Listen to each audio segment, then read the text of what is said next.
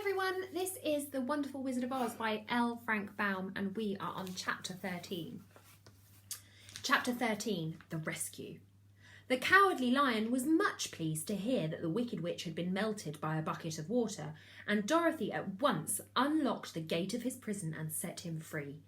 They went into the castle together, where Dorothy's first act was to call all of the Winkies together and tell them that they were no longer slaves. There was great rejoicing among the Yellow Winkies, for they had been made to work hard during many years for the Wicked Witch, who had always treated them with great cruelty. They kept this day as a holiday and ever after, and spent the time in feasting and dancing. "If our friends, the Scarecrow and the Tin Woodman, were only with us," said the Lion, "I should be quite happy." Don't you suppose we could rescue them?" asked the girl anxiously. "We can try," answered the Lion. So they called all the Yellow Winkies and asked them if they would help to rescue their friends, and the Winkies said that they would be delighted to do all in their power for Dorothy, who had set them free. So she chose a number of the Winkies who looked as if they knew the most, and they all started away. They travelled that day and part of the next until they came to the rocky plain where the Tin Woodman lay, all battered and bent. His axe was near him, but the blade was rusted and the handle broken off short. The Winkies lifted him tenderly in their arms and carried him back to the Yellow Castle again, Dorothy shedding a few tears, by the way, at the sad plight of her old friend, and the Lion looking sober and sorry. When they reached the castle, Dorothy said to the Winkies, "Are any of you people tinsmiths?" "Oh yes, some of us are very good tinsmiths," they told her.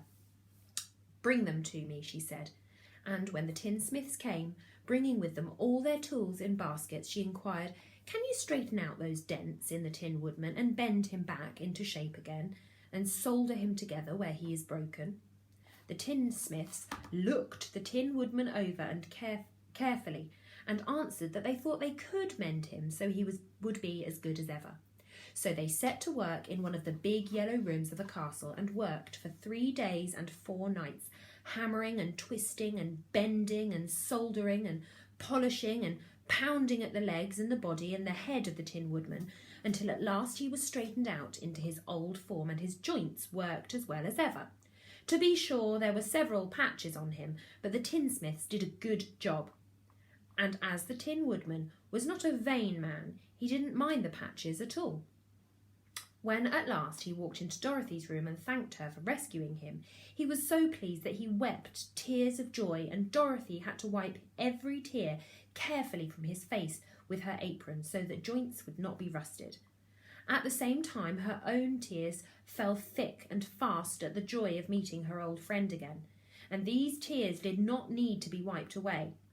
As for the Lion, he wiped his eyes so often with the tip of his tail that it became quite wet, and he was obliged to get out into the courtyard and hold it in the sun until it dried. "If we only had the Scarecrow with us again," said the Tin Woodman, when Dorothy had finished telling him everything that had happened, "I should be quite happy." "We must try and find him," said the girl.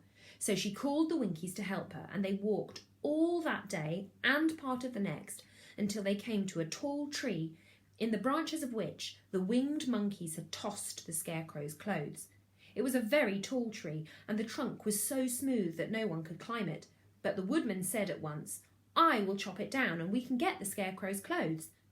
Now, while the tinsmiths had been at work mending the Woodman himself, another of the Winkies, who was a goldsmith, had made an axe handle of solid gold and fitted it to the Woodman's axe, instead of the old broken handle. Others polished the blade until all the rust was removed and it glistened like burnished silver. As soon as he had spoken, the Tin Woodman began to chop, and in a short time the tree fell over with a crash, whereupon the Scarecrow's clothes fell out of the branches and rolled off onto the ground. Dorothy picked them up and had the Winkies carry them back to the castle, where they were stuffed with nice, clean straw. And behold, here was the Scarecrow as good as ever, thanking them over and over again for saving him.